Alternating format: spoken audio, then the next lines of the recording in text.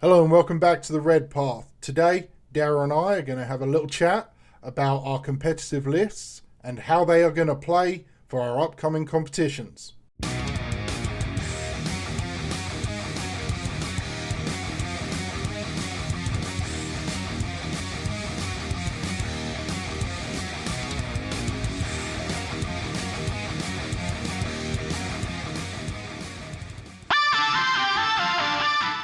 Welcome back, everybody. I'm here with Dara. It's a Saturday Hey guys, morning. how's it going? Yeah, Saturday morning, all's good. Yeah, it's quite early for you, isn't it? It's a Oh little well, bit... I mean, like it's 10, you know. It's early for some people, Yeah, but right. Well, on a Saturday, it's early, right? yeah, for sure. But yeah, I mean, like really nice weather here in Ireland today, so gonna enjoy some of that summer sun.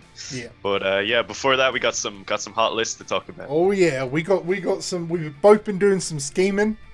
And, Big scheming. Oh yeah, it's been I think you've been interesting. doing a lot more scheming than me, judging off the pictures of your battle scribe lately. Yeah. Just like hundreds of lists of all the same thing. I think I've got 9 lists for LVO. They're all just like ideas.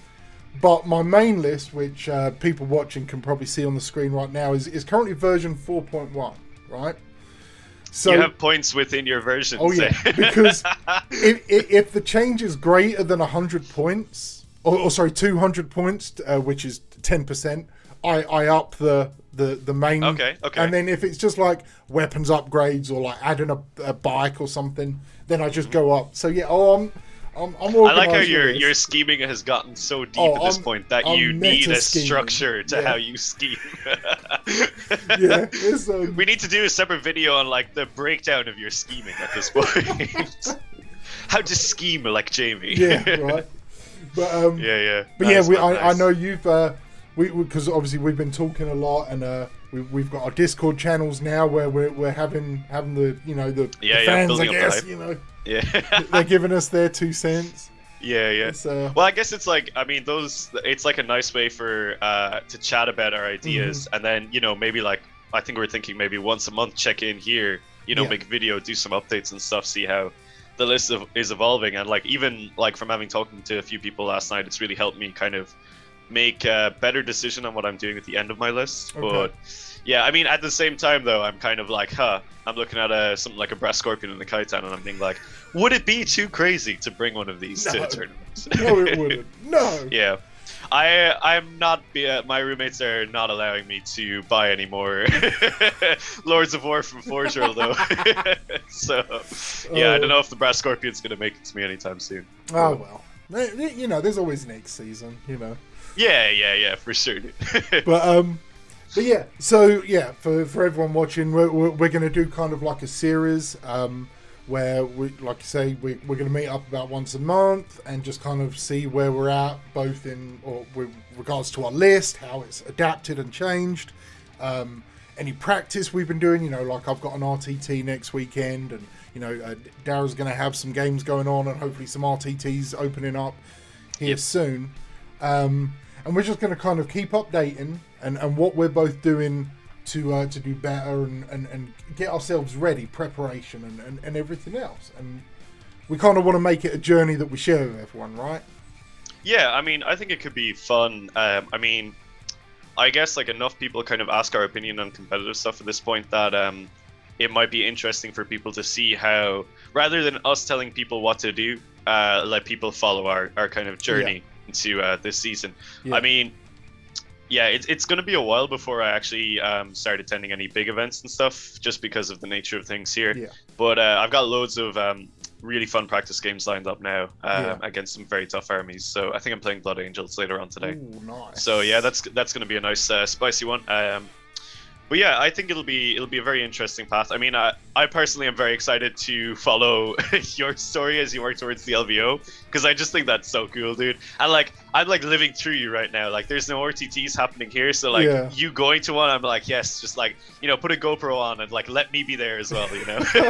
I'm really excited for it. Actually, it's it's out in Dayton area, which is part of Ohio. And I've been to all the RTTs, all the 40k content is out that way, or up in Cleveland.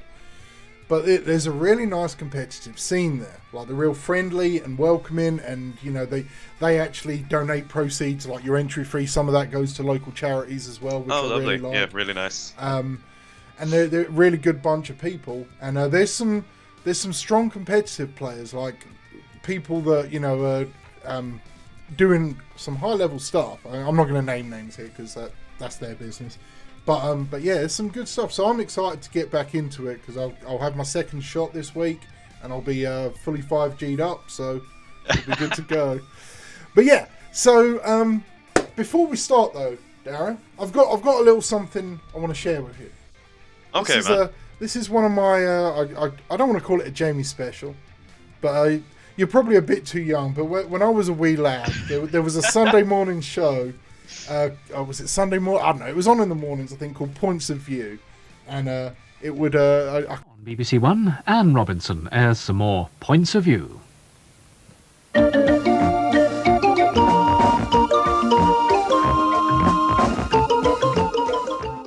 remember. Oh. I think I am too young, actually. Yeah. Ironically. Yeah. But anyway, so this is Jamie's Points of View, where I'm going to talk about some points. Like when I notice a little something, because I'm always trying to think of a unit that we're not thinking about, and could it work? So yeah. So I'm just bringing it up on my phone battle scribe here. Okay, so just so you know, you're familiar with Havocs, aren't you? Of course. Yeah. So we've talked about them before, and we're always trying to kind of think how to make them work. So I want you to 3 squads of Havocs here, one with missile launchers, one with heavy bolters, and one with autocannons, right? I think I've included the flamers on the champion because that's how it pops up. But 410 points, right? Mm-hmm. That's quite a chunk of change. Like, there's not almost really a quarter of your army. Yeah, there's not really a competitive angle there. Certainly not for World Eaters. But it's nice to have the DACA, right? To have those, of course, have that versatility. Well, Havocs are nice. T5, they can move and shoot. They're not a bad unit. There's something missing. 2 wounds would be a start. Yeah. But 410 points. What if? Now hear me out. What if I could tell you could do the same thing for 340 points? I'm trying to work out what it could be. But what if I told you not only was it only 340 points, but they're toughness 7, and they're -1 to hit. And before you say the words that I think are about to drop in your head, just let me highlight a couple other differences here. The missile launchers, now admittedly they only have like a crack profile, but that crack profile is always damage 3, and it's damage 3 plus D3 versus aircraft, and it also is +1 to hit against aircraft. Also 17 wounds total. 18 wounds total. So it's 3 wounds more than 3 squads of Havocs. The autocannons are, strength 7 -1, 2 damage. And there's 8 shots there, which is the same. Mm-hmm. And the only thing is the heavy bolter is replaced. Instead of 12 heavy bolter shots, you get 10, but they're strength 6 -2, 2 damage. So slightly less volume. Now, this unit degrades. But it doesn't. I think I know what it is. But keep going. No. Is it No. Is it a Fire Raptor? It is a Fire Raptor. Yeah, yes. Nice. I'm so glad I guessed it. Yeah, like I was. Yeah. I was messing around. I was like, because I'm trying to figure out lists, scheming, and I'm like, because I used to run a Storm Eagle, and like the Storm Eagle and the Fire Raptor are basically the same kit. And I've got a kit bash. Storm Raven plus Plasticard is my Storm Eagle. Or nice. Is it Storm Eagle? Is that what I'm talking about? Yeah, Storm Eagle. Yeah, Storm Eagle. Yeah. The transport version, but the Fire Raptor I never run. I was like, let's have a look. Like, no one's talked about it because it's such a hard model to build. Yeah. Man, that's got some shooting. It's got some guns, right? And then I thought, wait 1 minute. That's 3 Havoc squads. So then I was like, oh my. Like doing the deep dive, like, oh shit, it's better and cheaper. But yeah. That's my points of view today. I mean, I know there was a couple of folks, probably about 2 months ago at this point in the subreddit Discord talking about Fire Raptors. Okay. I can't remember who exactly. It probably was Krieger. It's funny you say that name. It's funny you say that name because that crazy Antipodean fella has got a list with 2 of them. Yeah, it was probably him. Yeah. Now that I think of it, yeah. Yeah. Or maybe not. I can't remember exactly. Well, he's got a list there with was 2 a lot of Fire talk about Raptors, it. so... I personally kind of hate the Fire Raptor because, not for any like reason of how good or bad it is, it was like the first my first ever competitive game that I ever played in 8th edition. Right. My opponent brought an Ultramarines Fire Raptor and absolutely slapped me about with it because he had like Gilliman under it or something. Yep. And I was just like, what the hell? I hate competitive Warhammer. See, I was thinking... So I kind of hate it since then. But no, I mean, I think it is offensively has excellent output. Yeah. My only issue is it's not very difficult to kill. Yeah, I know. Yeah. And if it does get killed in turn 1 before you fire it, you lose 340 points. You lose 3 Havoc squads worth of firepower, which is a lot. That being said, if you go first, you can do a lot of damage with it. Yeah, how many points is it again? Sorry. 340 points with that equipment. You can upgrade it to have las cannons and stuff. And is it a Lord of War or is it? No, it's a flyer. It's a true flyer, but it does have the 1 CP tax. And the problem is, it's 22 power level because I had exactly the same thought. I was like, stick it in reserves. Yeah, that's what I'm thinking. But the problem is, you're 4 CP down on it. Then it's like not only is it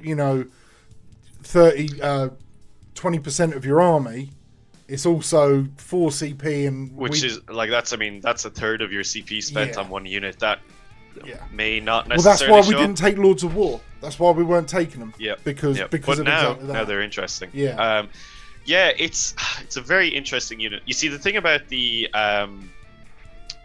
Fire Raptor is that it will win you games sometimes, for sure. Like, you're going to show up to the table, it's going to rock up turn 1, you're going to roll pretty hot in the dice, and you are going to decimate your enemy. But it's also going to cost you games. Yeah. And I think it's probably going to cost you as much, if not more, games. Yeah. I'm not sure about that. Like, it's one of those things that until I would actually play it and see it on the table, it's incredibly hard to visualize how efficient or inefficient it would be. However, I do think it's an interesting unit. Sorry, go ahead, mate. Yeah, so like I think at the end of 8th edition, it was more or less useless.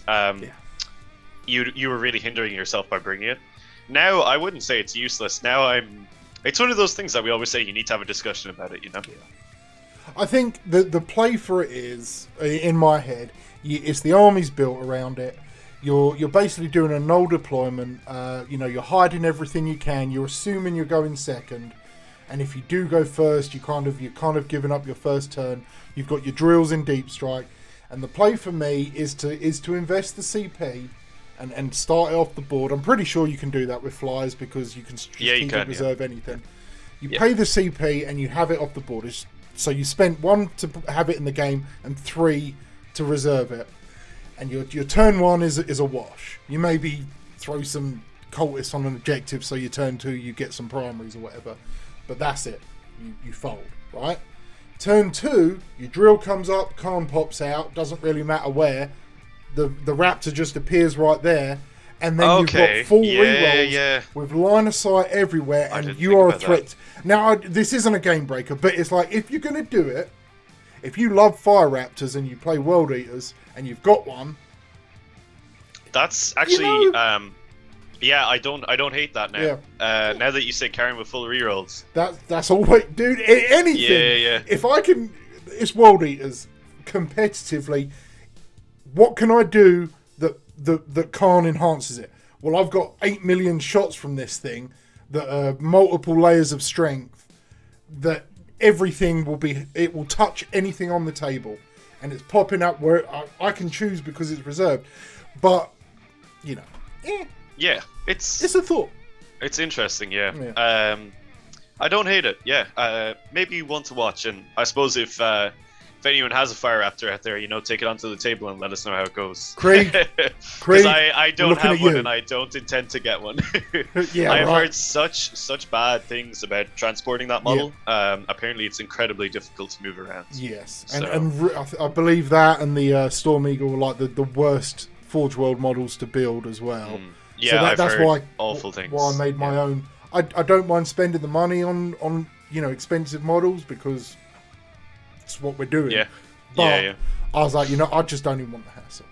But anyway, so Yeah. that That's was another thing. that was my points of view. I need to have a little jingle go across. Man. I like it, dude. It's interesting. Yeah, we should do that more often. Yeah. You just surprised me. I have to try and guess these like obscure units. So it moves 6 inches and it hits on 3s. How do you not know what it is? Right, yeah, there's nothing does there. Okay, so let's move into the meat and potatoes here. So I'm gonna go over my list. Anyone watching's probably seen the first half, and it's not much of a secret, although this is slightly different to the one I posted in Discord. So this is, as I said, list 4.1 because I made a fairly significant change. My previous version did have the Whirlwind Scorpius. Like, I want it to work, but I just kept running the numbers and figuring out, and no, it's too much. If they'd shaved 20 points off, I think I'd strongly consider it again. But 90 points for that gun, it's a great gun, but it's not 90 points great, So just the brief highlights. We got my Warlord as an Exalted Champion, right? Running, it's got a Power Axe because there were some points, and I decided to go with the Berserker Glaive for right now because of the role I have in mind for the Exalted Champion. Got Khorne and got a generic cheap bare bones Chaos Lord, pistol and sword. We're running 3 squads of Berserkers, 2 MSU with Lightning Claws on the champ, just 1 Lightning Claw on the Chainsword, then an 8-person blob, and this goes out for Dylan. I've been giving him a lot more thought since I chatted with him about his success with running the 8-man with the Power Fist. And a few of the TTS games, I've really wished I had a Power Fist and a larger squad because they needed, like, I either didn't have quite enough CP or something, Yeah, I get So you. I've gone thrown in a big blob there. Then some cultists. Then we've got the 2 Volkite Contemptors, Dreadclaw, squad of Raptors, the quad heavy line of sight ignoring Quad launcher, Quad mortar yes. launcher or something. Quad launcher rapier. Excuse me. 2 termites with the Volkite, and gone back to the bikes, man. Gone back to the bikes. Squad of 8 because it's got to be 8. Of course. Chainswords, combi bolters. So, I know it's a lot. I know you're familiar with the core. I've talked about bikes a lot and stuff. But tell me what you think. I put this down on the table, on the other side of the table from you. What is your commander's brain immediately thinking? What are you like? Okay, so he's obviously going to do this, this, and this. How do you react to that? I know that I know anyway, but just I suppose remind everyone before I can answer that. What is inside the Dreadclaw? It is a squad of cultists, a squad of 10 cultists. So straight away, that's probably throwing me off my game. Right. I immediately, if you tell me, here's the Dreadclaw, people are now very familiar with what they do in the subreddits because they've heard a lot about them. But if you tell me there's cultists inside it, I'm immediately confused. Yeah. Because I'm wondering what the play is. So already you're in my head, which is good. It's a good thing. I think if this army is put in front of me, I'm pretty worried about target priority, and I'm very worried about your level of threat saturation. Yeah. Because you have lots of small but very, very dangerous things coming at me. And it's definitely difficult to work out which of those is the most important to take out first. Now, just from my own experience, I know I would probably be going for the Termite Drill carrying the 8 Berserkers inside it. If I got rid of that easy on, having that marooned in your backline would be really annoying for you. but not everyone's going to know that, and I think people will probably neglect the bikes. I think they will probably not think they're going to be that good until it's too late, and then they realize they're actually very good. So I really like their inclusion. The Volkite Contemptor is obviously, everyone knows the Volkite Contemptor is good. But yeah, I think overall it's a really interesting list. It'll be difficult for people to play against if they don't have, even if people have experience with the world leaders. I think their perception will be warped, and they won't really be expecting the kind of style of list. Like, you've got a lot of units in there that previously were not parts of a world leaders list in 8th edition, which I think is what a lot of people have formulated their opinions on. People are expecting to see the 3 rhinos with like a lot of berserkers in each one. All these kind of tropes that we were previously known for, and I suppose to an extent are still known for. But now, I think it's... I suppose you can elaborate a little bit more on it, but I think it does the objective work incredibly well. And that's probably what I like so much about it, is that you can score your secondaries very well with this list. Yeah, that's a big part of it, because like at this point on TTS, I'm 0 for 8, I think. But I'm still using my old list, or the first iteration, I guess.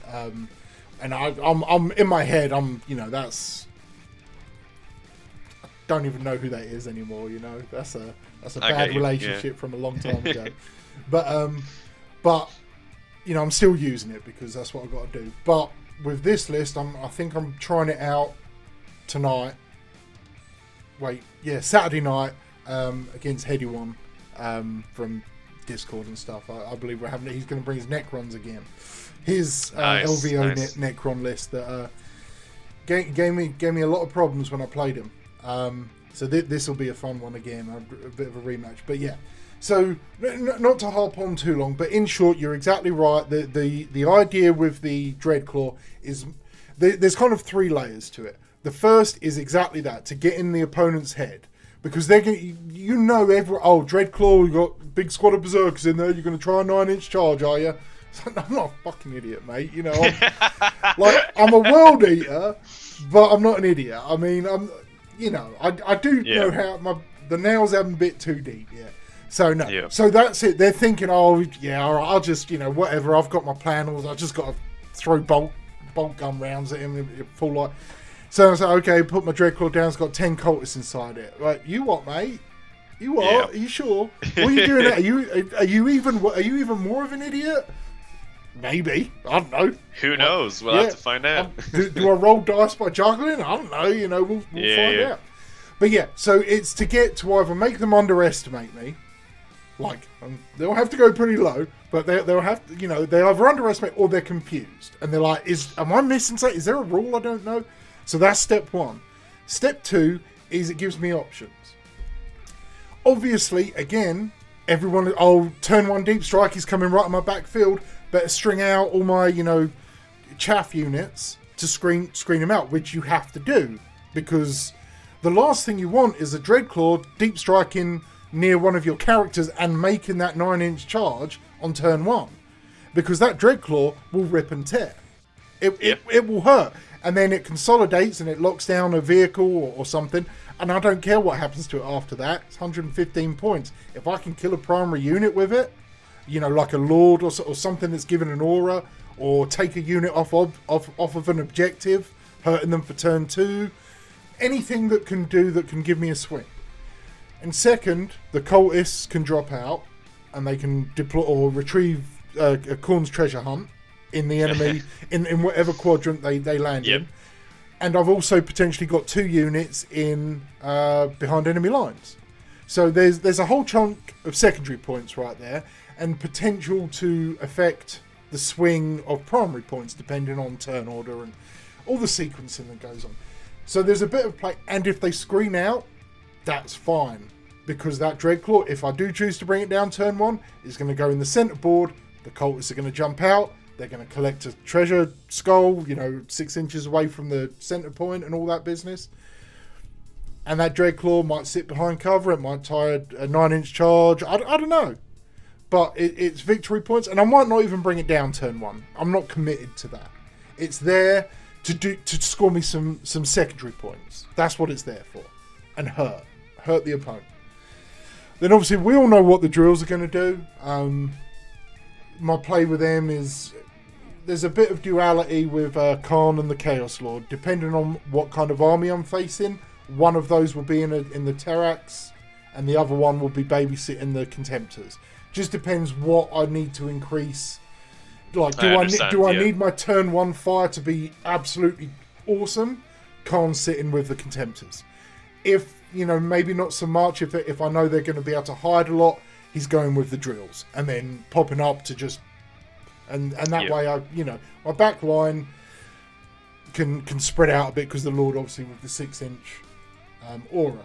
I've picked the quad launcher, and I know we've talked about this, but a lot of people are going to be like, why are you picking that? Because you've been talking about the rapier batteries. For me, I'm seeing, and this could be just bias based on the games I've been having, but given the codexes that we're likely to get, we know orcs are coming, Tyranids will possibly get something, maybe, I don't know. Yeah, I feel like Tyranids are probably very soon. Yeah. I think Tyranids and Craftworld Eldar are going to be the 2 books after Thousand Suns and Grey Knights. Yeah, that's kind of what I'm thinking. And probably Imperial Guard, given that we're getting the Tanith's First and Only and all that sort of stuff. Yeah, that's a good point, actually, yeah. So I'm thinking we're going to see some more swarmy Horde armies. I agree. Start to build. I think Horde is going to dominate the latter half of this year. It's so good for the mission anyway. And I think we need to start preparing ourselves, not committing to it, but in our heads thinking about it. And a bit of blast, and I mean, it's 4d3 shots, so it's minimum 4. But, that's 12 shots if it's a unit of 11 or greater. Yep. Yeah, I'll do that. If it's at a pretty T3 respectable profile as well, that's the thing. But, and the reason I chose it, because it does have the duality that it can pop out, and it's got basically like a mini melter. It's got an anti-tank gun as well. I think it's 4 shots, and damage 3, strength 8, something like that. I'll just bring it up for everyone watching. I know you can't see this, but so yeah, the second option is the Thunderfire, the Shatter Shells, heavy 4, 24-inch, strength 8 -2, 3 damage. So and does that fire out of line of sight as well? No, that you need line of sight. It's the Thunderfire Shells, which are 4d3 bolt shots that are blast and out of line of sight.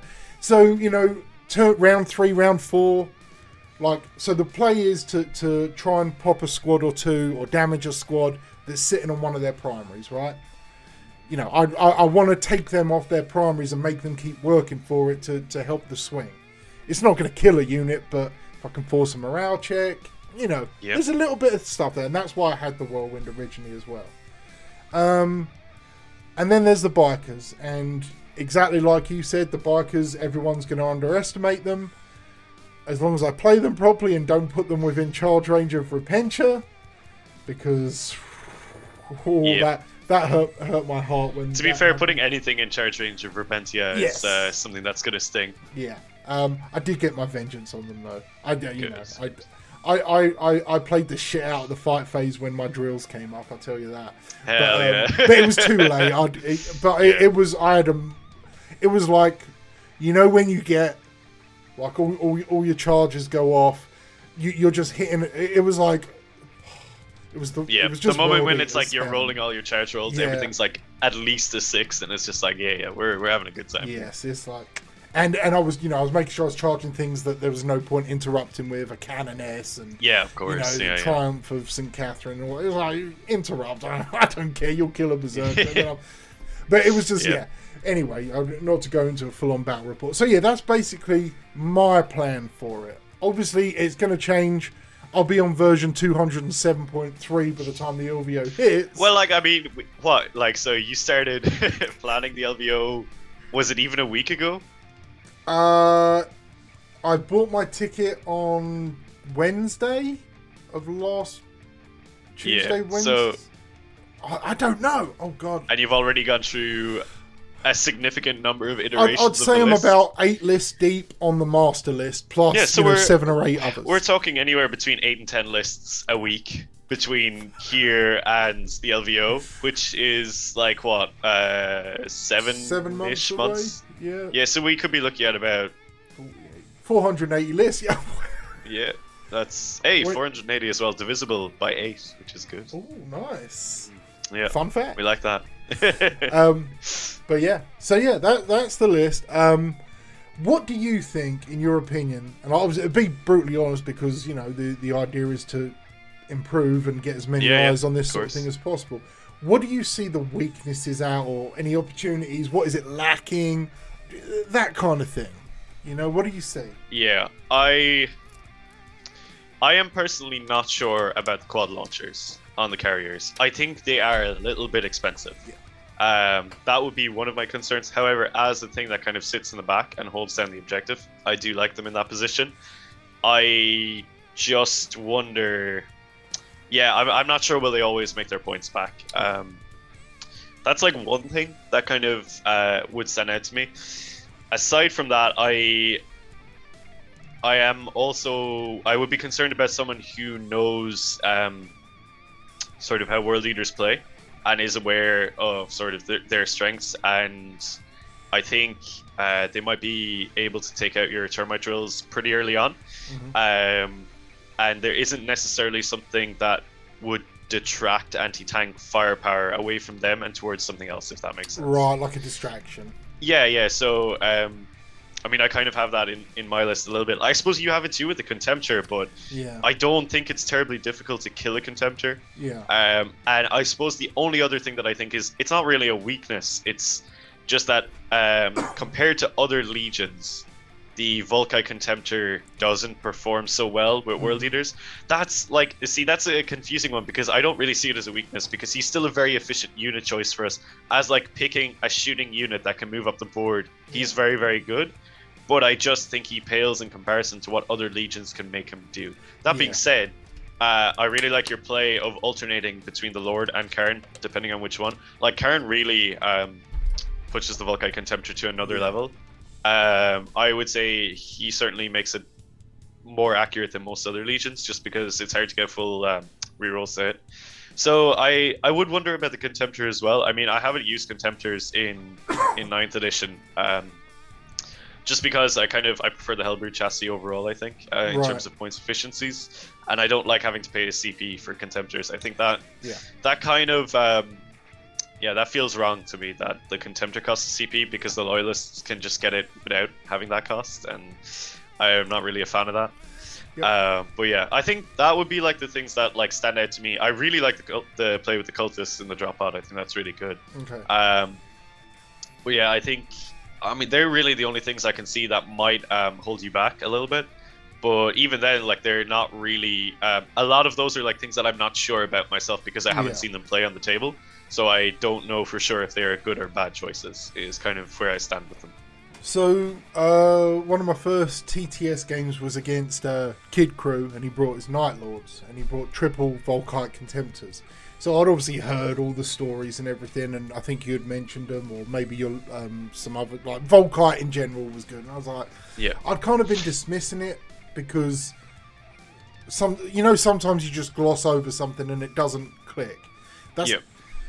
And then when he brought triple Contemptors, now, I mean, by his own admission, he did roll well, but not much above average. Like, we're talking like 55% instead of 50%. Like, he rolled well, but not like, oh my god, this is... He played them how they should be played. And I was... It kind of got the scheming going, and, on the back burner, I was working on it. And I kind of like... As I've been here, I listened to Forge the Narrative.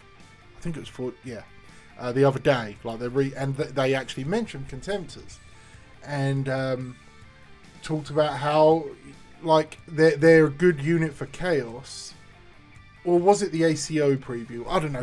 I think it might have been the ACO preview show. I don't know. Whatever it was. Listened to something, and talks about Contemptors, how they're just like a unit Chaos can bring. And the opponent has to deal with them, but you don't really want to have to deal with them because of all the other threats. Mm-hmm. Now, yes, I do agree. I do see that the lack of a kind of alternative fire option. Like turn one, obviously the Contemptors are going to be hiding as best as possible. So they'll hopefully survive turn 1 depending on the opponent. But yes, when the Terraks pop up turn 2, they have to eliminate the heavy firepower. Otherwise, yep, they just get shot off. Like, because I'm not running a 5-up invuln with them with the Apostle or anything. So, because yeah, I'm basically committed to almost always starting them in reserve now. I mean, there'll be situations where you might start them on the board, certain armies, certain maps, etc. But as a rule, I'd like to pick your brain on that. Actually, what changed your mind from starting them on the board to starting them in reserve? So the first 5 or 6 first 4 TTS games I played, I started them on the board, and everyone knew to take them out. And you know, I misplayed in my first game by not advancing, and I was on a long ways map. I misplayed by not advancing, just didn't even think. Second game, they were just I misdeployed them because they're kind of clunky. Certainly, they're tough to move. Yeah. TTS is a different beast, but it's the theory's there. On a table, you're still going to have terrain and scatter terrain and rocks and whatnot. So they're tough to move and to hide, and you know they're kind of long, so they're just vulnerable on the board unless you have really good terrain or an opponent that hasn't got much in the way of firepower. They're going to be targeted, and then you've lost your anti-tank, some decent chaff clearance, some great combat, and probably 2 or 3 berserkers have died in the explosion, and then your berserkers are stuck in your back line, and it's too much of a gamble. So now that, again, this is partially me misplaying, but so I did it for like 4 games, and then the 5th and 6th game, or whatever the hell I'm at now, from games 5 up to 8, I've either deep struck 1 or deep struck both, and the scores have been a lot closer. My ability to kill has been a lot higher. So just popping up, I don't get super melter, but they come up turn 2, Khorne sits in between them. That's 10 melter shots with rerolls. Like, very little is surviving. Like, Mortarion will probably survive it, but a knight probably ain't surviving it, even with a 4-up invuln. You know, that's 8 hits, probably maybe 9 hits. 4.5 wounds. It's going to stack up. I mean, and then the Volkite on top. It's too brutal, and you sacrifice potentially a bit of a charge range. But I've got Violent Urgency on the Exalted Champion who's going to jump out. So I'm getting an 8-inch charge. And if they don't make it, well, I've got 3 squads of Berserkers, potentially, if I do disembark everything. Plus Khorne, plus the Exalted Champion. I've got, 7 charges. A couple are going off. Most of them will be 8, some will be 9 because of how you got a position. Yeah, not everything can position. Yeah, but, at the end of the day, normally I'm going to want 1 charge to go off anyway. And then if anything else can get into the same unit to get some free movement, fine. But any one of my charge units is going to hopefully kill what it hits. So so that's what twisted me on the. Okay, yeah, that's really interesting. Yeah, I can very much see your reasoning and can understand why you would lean towards that. Yeah, for sure. Yeah, that makes sense. Yeah. Okay, so why don't we switch over to your list? I'm going to open it up here. Yep, that's the right one. I'm just not used to Battlescribe on the no worries on the PC. All right, so I've got your list up here, and why don't you give us your overview, mate? Cool. So just a caveat at the start. This list isn't complete. It's sitting at 1793 points at the minute, so there's about 200-ish points left over. And the reason for that is I'm not really sure what I'm putting in the Dreadclaw yet. But I have some ideas, and I have been running some numbers through Excel to try and work out. I'm doing a lot of stupid statistical breakdowns of points efficiencies, points per model, points killed per model, all these kind of stupid things to work out, because I can't decide myself, and I'm okay, I'm just gonna let the numbers decide for me. But so the stuff that is set is we have our Exalted Champion. He has Gorefather. He's not the Warlord or anything. We have 4 Berserker squads. They're 5 man each, so sticking to that MSU. We have 2 Leviathans. They have a Siege Drill and a Crabflux Bombard each, and the Volkite Chargers as well. And then we have the Dreadclaw. So the Dreadclaw is the Dreadclaw, as we know. Yeah. We have 2 Raptor squads and 2 Termite Drills with Volkite again, and then 2 Hellblades as well. Okay. So a lot of it is kind of the stuff that I've been messing around with over the last, we'll say, 6 months or so. You know, the stuff that really kind of jumped out to me. So the Termite Drills, the Hellblades. I'm still sticking with my Leviathans. I know they're not the most efficient thing ever, but I really love using them so much. They're so cool. I kind of like using them in this list where, so all the stuff you said about the drill there, I think is totally right about people lasering it early on. Yeah. The way I play my drills is almost always they're in obscuring terrain or behind obscuring terrain for me in turn 1. I am like actively choosing to put them in a position where it's going to take them longer to get to where I want them to, but I know they'll be safe. Right. And I kind of use the Leviathans as like a body shield to move up the board, because like they're pretty tough with an invulnerable save and reducing damage and a lot of wounds and stuff like that. I think units with an invulnerable save play well into the likes of Dark Lances, because 1 in every 3 Dark Lances that wounds you is just not going through. I always say it with my roommates when we're playing, but like you really notice it when 5+ invulnerable saves kind of spike for you. You know, like how many times have you rolled like 2 5s and a 6 when you're making 3 saves and you're like, whoa, you know? Like it seems to happen more than you think it would. I don't know, maybe that's just me, but like I think when you get to like a 5-up save, you're like, okay, the unit's dead, right? Because especially if you're playing power armor, you're like, okay, I've got a 60% chance of saving against a bolt gun or 0 AP. Yeah. Then okay, -1, I've still got a 50-50. I'll roll those dice. But once you hit 5, you're like, the unit's dead.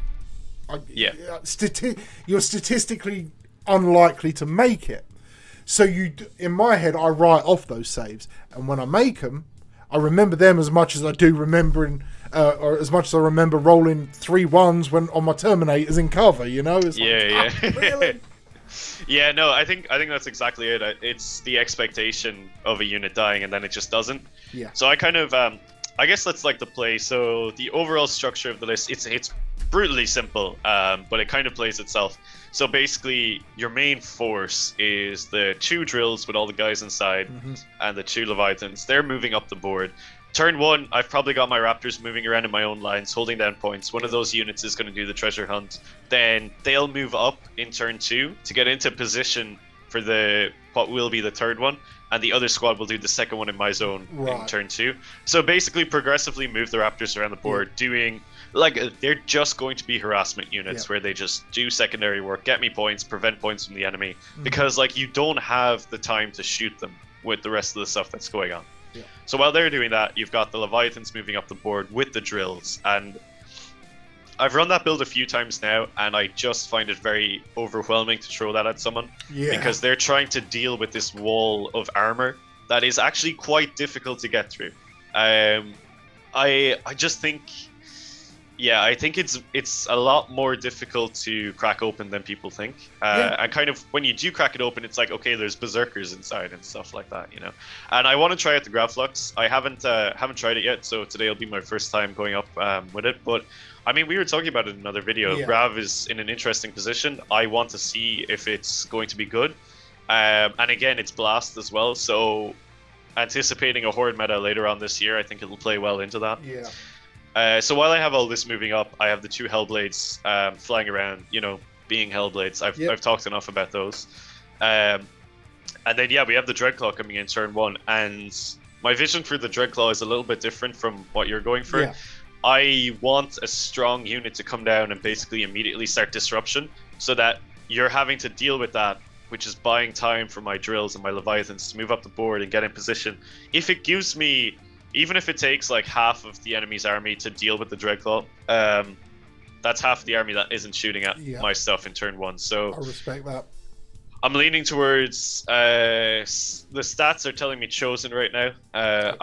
They were kind of leaning towards Havocs, but I think it was just working out too expensive for what the Havocs were doing, and I was kind of wondering why I was even putting Havocs in a Dreadclaw. You know, it's like, oh, would I not just apoplectic frenzy these guys up the board if I wanted to do this play anyway? Yeah.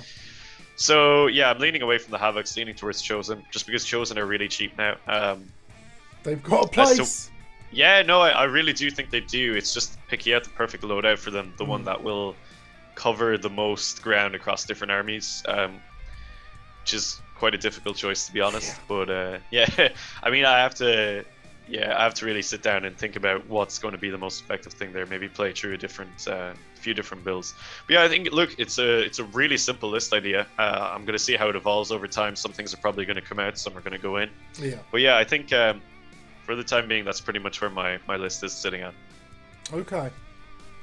That's I do like it, and I like that you stick to your, like, you've got your core, Hellblades, the drills, Berserkers, you know, every World Eater's playing, is every World Eater's playing.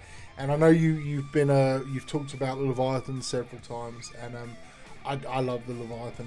I've only got one, I have 3 now.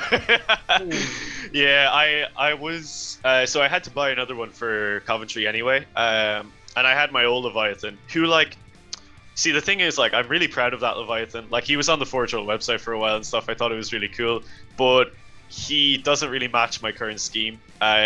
He was the second World Eaters model I ever painted. Oh wow, okay. Yeah, it's like, so I remember when I passed my finals in college, I said if I did well, I would treat myself and buy a new army. So the first units I bought was the Leviathan and the Red Butcher's Terminator Squad from you know, the 30k ones. Yeah. So he's a cool model, but look, he's kind of aged a little bit, considering I didn't know how to do Grimdark painting or anything back then. But, you know, he's still cool. Yeah. So I decided I would just go all out and get two new ones. With the Growlflux Bombard and the Siege Drills as well. So they're sitting in my pile of shame at the minute, and I'm going to get to painting them pretty soon, hopefully. Got to finish Bellicor first. Oh, yeah. But yeah, so I'm excited to... Like, I just think they're really... I don't know, like, part of me thinks they're like a very World Eaters unit, and I don't know why. But, like, to me, it's just like they're so cool on the board, you know. Well, they're Siege Dreadnoughts. They're so cool. They just go and punch walls. Like, their job is to just crack open stuff and kill it. Like, there's nothing more World Eaters than that. As like 30k tech goes, even like back in the day, Leviathans were like really feared because they drove the pilots insane, even back then. Oh, okay. And I'm like, dude, that's because it's like it was too it's really much. Cool actually. Yeah, it's like, it's not the Leviathan pattern wasn't like made on Mars, it was made on Terra. Yes, and then it was like adopted by Mars. But there's like some archaeotech in there that drives the pilot insane because of that like crossing over technology. Yeah. So like, yeah, apparently Leviathans were like a last resort. Like, they were only woken up when they had to be, because the legions were so scared about waking them up because they never knew if the pilot would have gone insane in the time. Which I'm like, that's like so World Eaters, you know. Like, it would take the World Eaters to try and hammer nails into someone like that and really see how far it goes. So I think that's what does it for me, you know. It's just that, like, as much as I wish I could detach from the lore and the kind of army flavor for sheer competitive play, I just can't, you know. So much of me, like, it's just too important for me to have an army that I really like the aesthetic of, and I love how this army looks on the board. You know, I think it's the army I enjoy playing the most. We'll put it like that I've ever come up with. I'm right there with you. I mean, I've already done this on one of my other lists. The better version of my list has 7 Berserkers in my squad of 8. And 6 bikers, or sorry, 5 bikers and 7 berserkers, and then the points are used for other stuff. Yeah. But I wanted 8 berserkers because it's 8 berserkers. 8 is good. Yeah, it's a good number anyway, but 7 still does, with the stacking that I'm expecting, it still does more or less what I need it to do. It's just one less ablative wound. and the bikes for what I'm planning them for, 5 is great because I'm not running melters or anything on them, at least not at the moment. That's the thing I'm thinking about, but I don't need more than 5. But I was like, well, I ended up with like 70 points over. I was like, I can't get another Raptor squad because my fast attack is full. 8 bikes it is. At the same time, though, I think you're really going to notice it with 8 bikes when not so much the offensive output, while obviously it still is good. I think their staying power is actually going to be quite good with 8. You know, it'll be tough to get through those 3 extra guys. So, I mean, I don't think you're actively making a bad decision by either of those decisions. But I see what you mean. It's not necessarily the most efficient. I'm choosing 8 because it's 8, not because it's. I don't care if it's right or wrong. It's 8. Yeah, totally, dude. And like, at the end of the day, it's like I always say whenever people ask me about like optimizing a list, like we're playing world eaters. You know, we have actively chosen not to play a meta or a top tier faction. So if I'm going to make that decision, I'm just going to run with it and bring the units I want to. Like, I know I've had a lot of discussions with people specifically about the Leviathans, and I understand they are not an optimal choice. I still think they're really efficient for what you pay for them. I think they're incredibly efficient. Their data sheet. T8. I wish they'd kept the T8. Yeah, I mean, they do have a 2-up though, right? They have a 2-up. I think it's fine that they're not T8 because I played them when they were.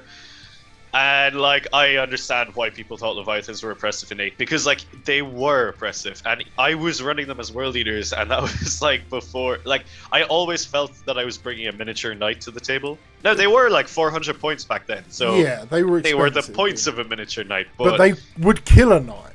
Like in one fight, a knight was very short of the 3-up invuln, and like they. In combat, I still think a Leviathan with a siege drill can kill a knight. They just they lost a couple attacks, I think. They did. So they lost the Legion ability, which is a weird one. Because they're no longer Hellbrutes. Yeah, or they no longer have the Hellbrute keyword. No, which really bugs me because the Loyalists still have they have the Dreadnought keyword. Well, that feels like a lore choice, the lore because Hellbrutes are markedly different from Dreadnoughts. So I just wish that it was unbalanced between the two. I think that's but we will get vehicle traits that like when we get our codex, they'll be brought back in with the vehicle trait. Yeah. Hopefully, because they have the vehicle keyword, don't they? They do. They just they do the vehicle keyword. But yeah, so I think they're like they're still worth it for the points you pay. But like I know Dirka was talking about bringing Sicarans instead of them. I know False was talking about bringing Contemptors. I think both of those are better choices overall. I just really, really like my Leviathans. I don't have any Sicarans. I have Contemptors, but I run them as Hellbrutes now. Just I don't know. It's just kind of what I've been doing recently. And yeah, I love my Leviathans. I just think they're cool. I want to sidetrack you a bit there for the Hellbrutes because that's the second time you brought them because I love my Hellbrutes. I've got 4 of them. I haven't quite committed to cutting off the las cannons and putting the melters on there yet. It's kind of a codex. I might because I didn't magnetize them when I built them. But I've got one of the old Berserker Dreadnought models. I've got. I love that model so much. We could go into wish listing, but I've got 4 different variants. I've got the old metal one, the Berserker, the Immortus Metallicus from Dark Vengeance, and then the standard start collecting Hellbrute. So I've got 4 different ones. Oh, and I've got a 5th one actually with missiles and las cannon. But I bought 4 multi-melters from a bit store because I like the multi-melter on them at the moment. For us especially. So why is it you're preferring in general Hellbrutes over Contemptors? I don't disagree with you, but I want to hear your logic for this. Yeah, so I think as far as things go, this is very much a personal playstyle thing for me. I understand some people will get more use out of the Contemptor, but It's kind of like it harkens back to like quite a long time ago, back in 8th edition, when Forge World wasn't really legal in Ireland to play in tournaments. I had all these like cool Contemptor Dreadnoughts that I just always had to run as Hellbrutes. Right. So they sort of stuck with me. Like I had to build some playstyles around that. That being said, I think Hellbrutes are really tasty in 9th edition. Like they're very cheap compared to a Contemptor. Now they are way less survivable than a Contemptor. You know, they don't have an invuln, they don't reduce damage. They will be taken off the board pretty quickly.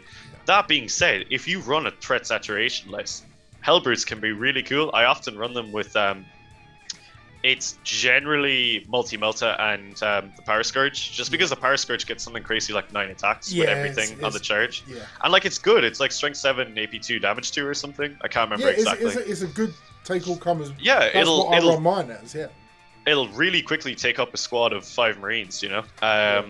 And the Melta is just really good for running around and blasting holes and things. And I find that like when I'm running that in a threat saturation list where I'm running my Rhinos and other things up the board as well, they can kind of go forgotten about some of the time, and they will always sort of be really annoying.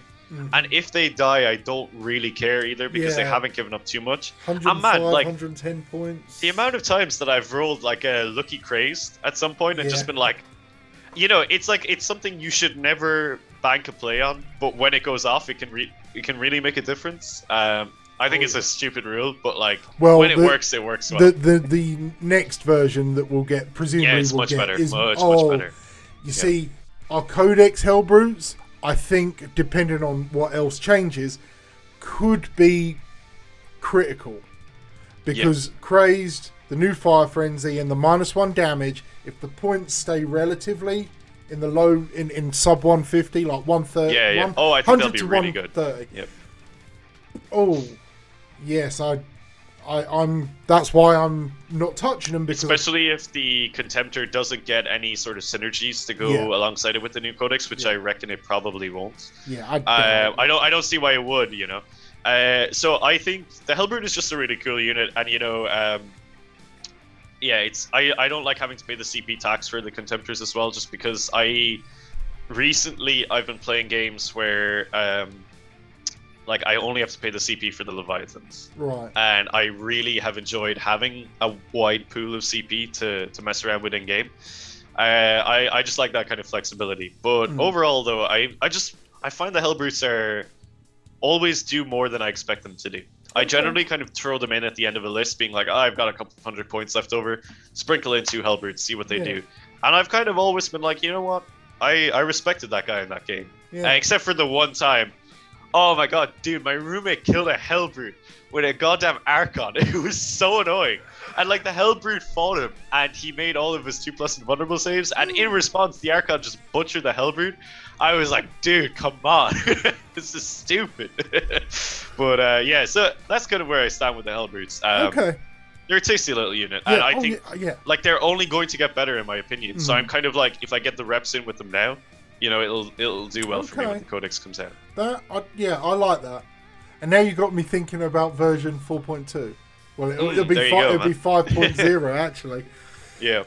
So I suppose like closing out on my list, what do you think are like, you know, you asked it of me, but what are the weak points for my list, do you think?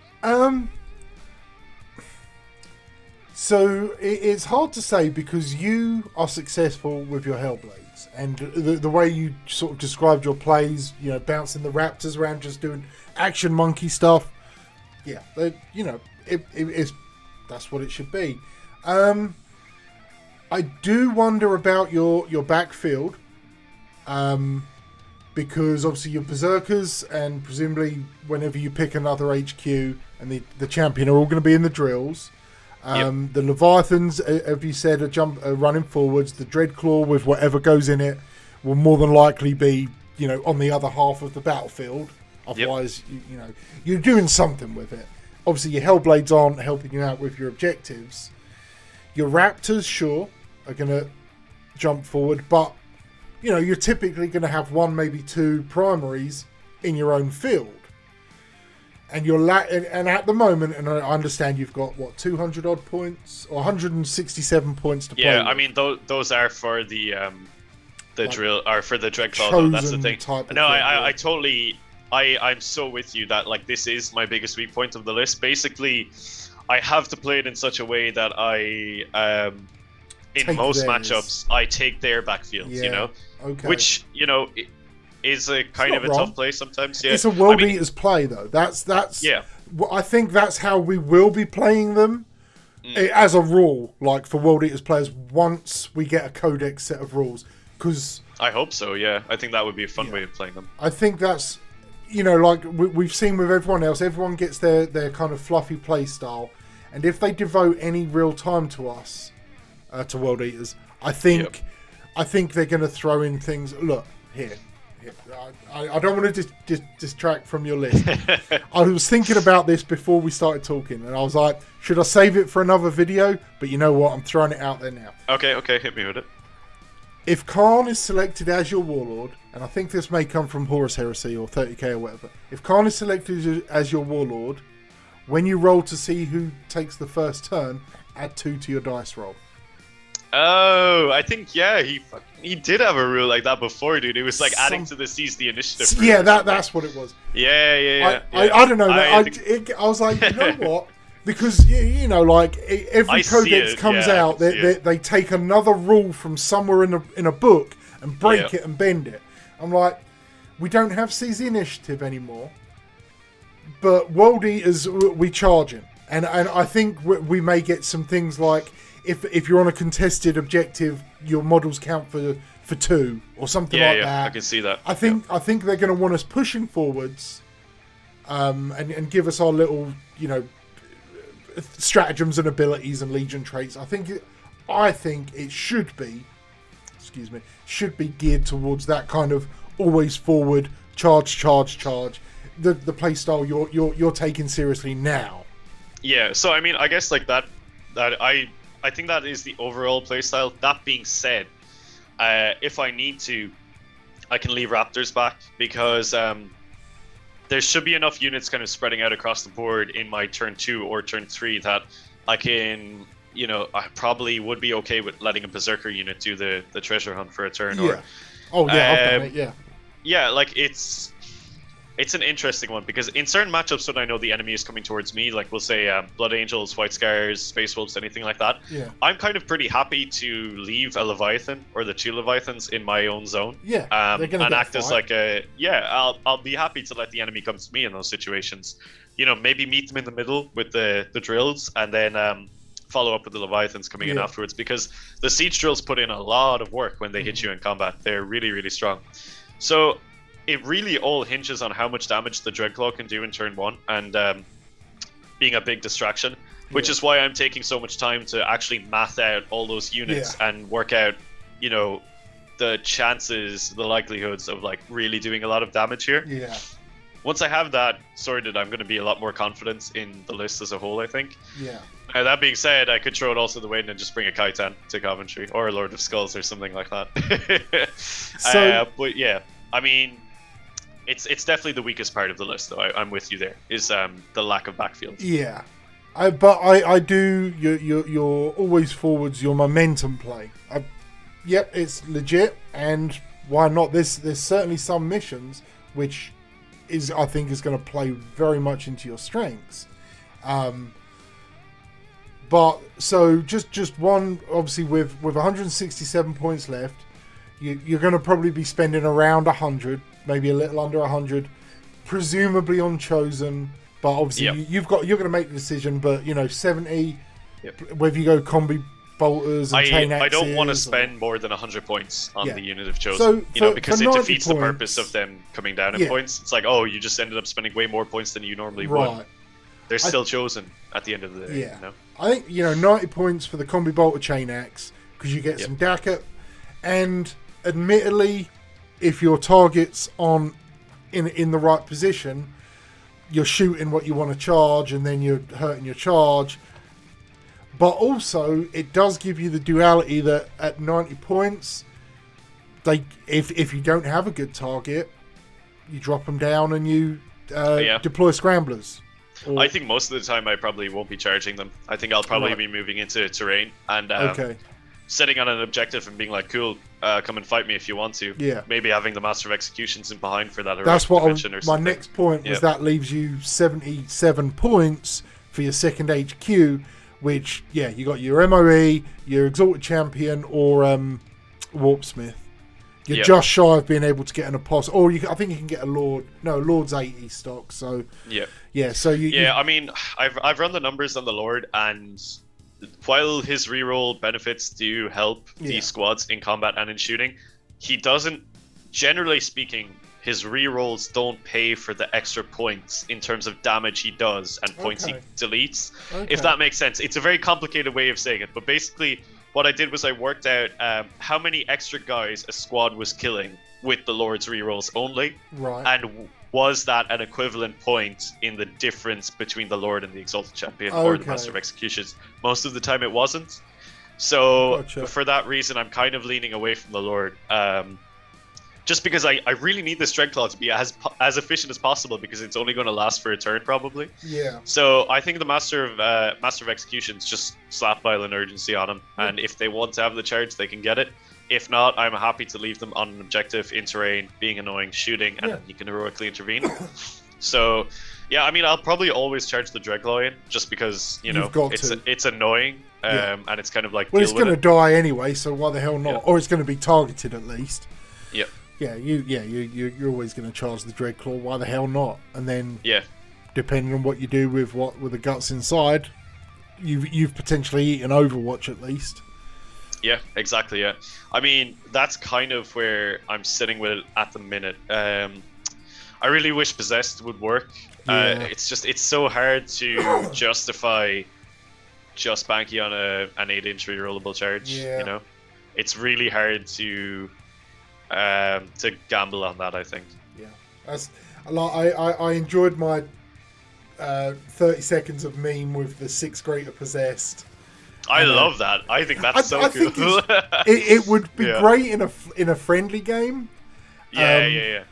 And I think it was Royal Purple said he basically he had 4 greater Possessed and was it Khorne and someone with Gorefather as well? I think, he had like 6 characters jump out of his Dreadclaw, and it was against Thousand Suns, and he said like his opponent conceded because he made like 3 or 4 of the charges. I was like, I was so proud. I was like, oh my god! I mean, like it's a meme and someone did it. It's like, I think we said it already though. It's like when it works, it's going to be devastating. Brutal. Like, it's awful. Yeah. It's such a cool thing though. I mean, going back to what we were saying about the aesthetic of an army, nothing is cooler than Khorne and like 4 or 5 greater possessed coming out of a drop pod in your face. Like, dude, that's so cool. It's like, it's even like the Triari, you know, the way they all eventually turn into possessed, like Delvaris and all them. Oh, man, like that's so cool, you know. Yeah. Well, yeah. Have you read the Black Legion? Yeah. Okay, all right, yeah. Oh man, that I won't say it for anyone who hasn't. Yeah. Because I was so happy to have Delvaris back. He's such a badass. I am definitely considering making that new Arshel Tal model into Delvaris as well. I think I have some ideas for him. But yeah, I kind of want to incorporate a Meteor Hammer. I'm not sure how, but yeah, it would be really cool. So yeah, I got to work on that one. But yeah, look, I think it's the beginning of my list anyway. I have a lot of games between now and then to practice it, refine it.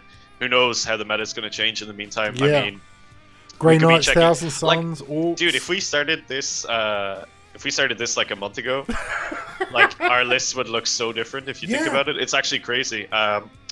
Like imagine, say we started a month ago, and imagine telling us back then we'd be putting Dreadclaws in our list or something. Yeah, dude, like a lot changes.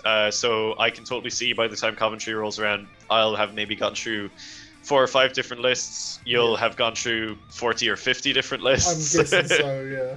Yeah, so I think it's going to be an interesting path to follow along with. I just see as well, like you were saying, you know, have some other people on, see how their lists are doing and stuff like that. Yeah, you know? Yeah, definitely. I'm going to reach out to some folks. I'm going to try and reach out to some of our competitive World Eaters players and see if they'd be interested coming on for a chat. Maybe also like touch base with some like players who are either thinking about playing competitively or in their first season. You know, like kind of the same boat I'm in, but you know, without a platform to, you know, talk about it all the time. Just because I think, like, as part of our journey, right, as our path to the LVO and to Coventry, it's important. Someone mentioned, we were talking about pre-recording. Someone mentioned about like our lists are like Forge World heavy. They're fiscally very expensive lists. Yeah, and that isn't an option for it. Like, I'm privileged because, you know, I make decent money at my job, and I've kind of done some wheeling and dealing to get my army.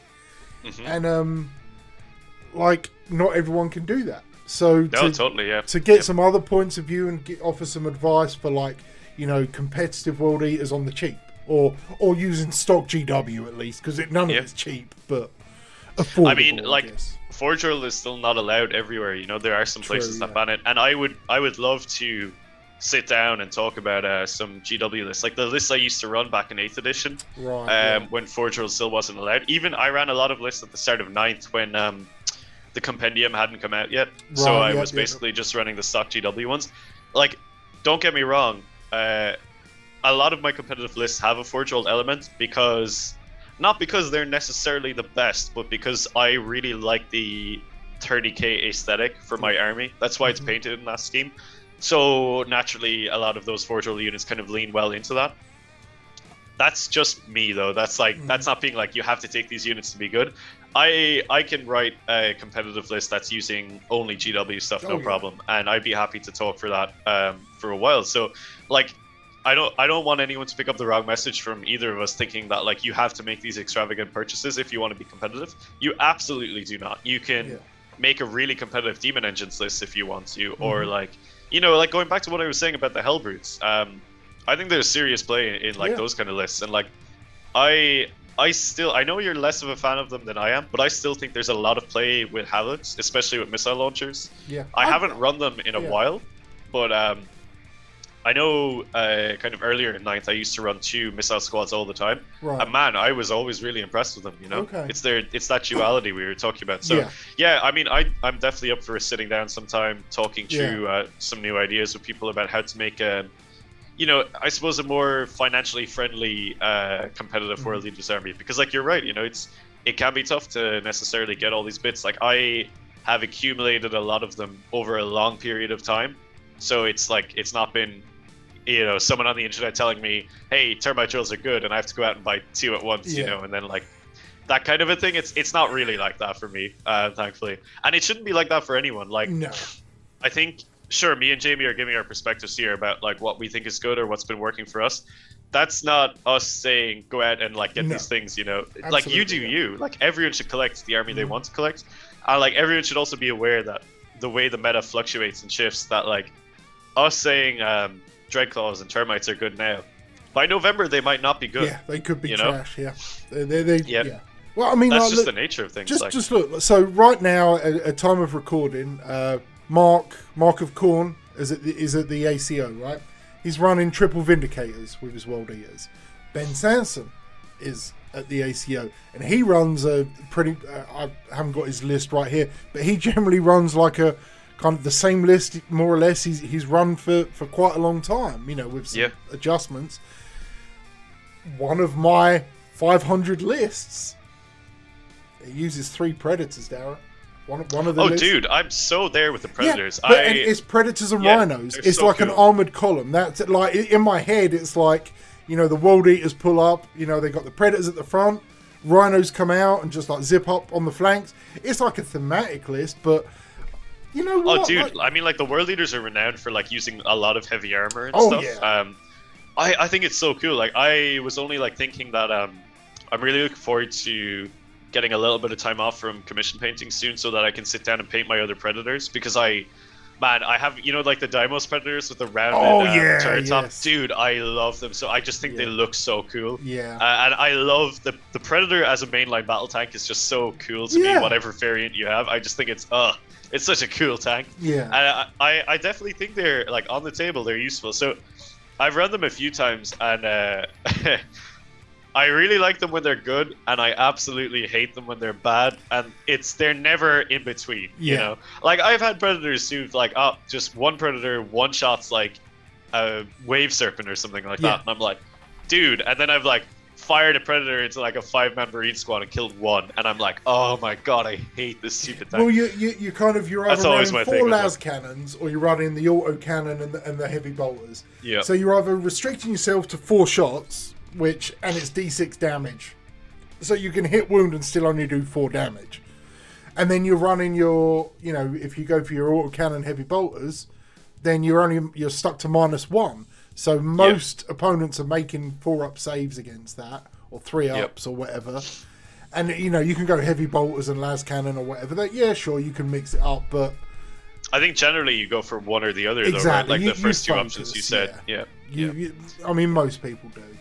But I completely agree. Predators, they're like, for me, when I run them, it's my play. It's kill shot and Khorne, and it's go big or go home. It either pays off and deletes a knight, or takes out a couple of raiders, or whatever it is, or it whiffs, and you're like, okay, there's game, because they pop one of these, and it's kind of over. But no, I think there's just going back to the point, there's a lot of different plays. I'd like to I think we should make a video where we both like write a GW only list and like bring it to each other. I think I'd like to go back to my roots and try and write a demon engine list that's like very competitive. That's like where there's a lot of my 8th edition kind of competitive gameplays like stemmed around. So I think I'd have a lot of fun going back and writing a GW demon engine list. So maybe we could do that for a future one. I think that's something we'll pencil in and do, actually. Let's do that. But okay. I think that kind of wraps us up. Like our first phase of the journey, we've shared our lists. We've kind of talked through the highs and lows. Apparently, I've gone out of focus. See if I can bring myself back in. My camera doesn't have a little focus button on it, and I'll just leave it on auto. Whatever, no one cares. So we've talked about our list. As you said, we're going to try and probably chat about once a month on this topic, and give our progress. And this is how this RTT went for me, and you tell us about how your friendly games have been going, or your local games, and when some events open up for you, how they go, and of course. And we'll go through our iterations, and maybe get some guests on to kind of give us some tips. Certainly people that have been to some huge events and stuff. I mean, on that point, I would say, like, if any of you guys out there are going to those big events and stuff, drop us a line. Hit us up with a DM or something, and we'll get you on. We'll have some chats, have a good time. I think that could be a really fun idea.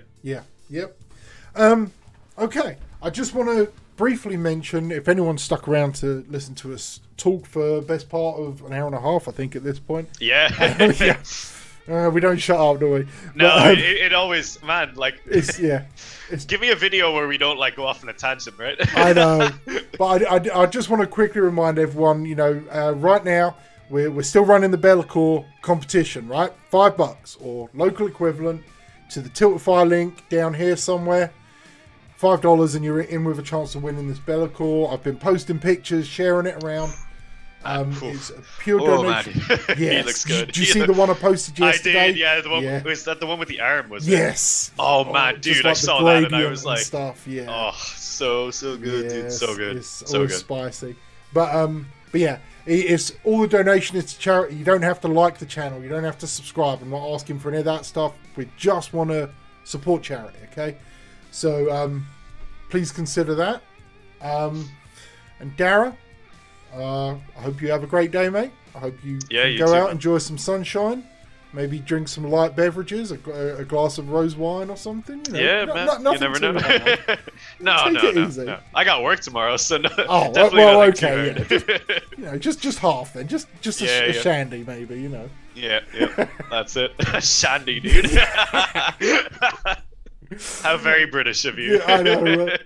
Alright, folks, gonna cut it off here. Hope everyone has a good weekend. Stay healthy, stay safe, and kill main bone.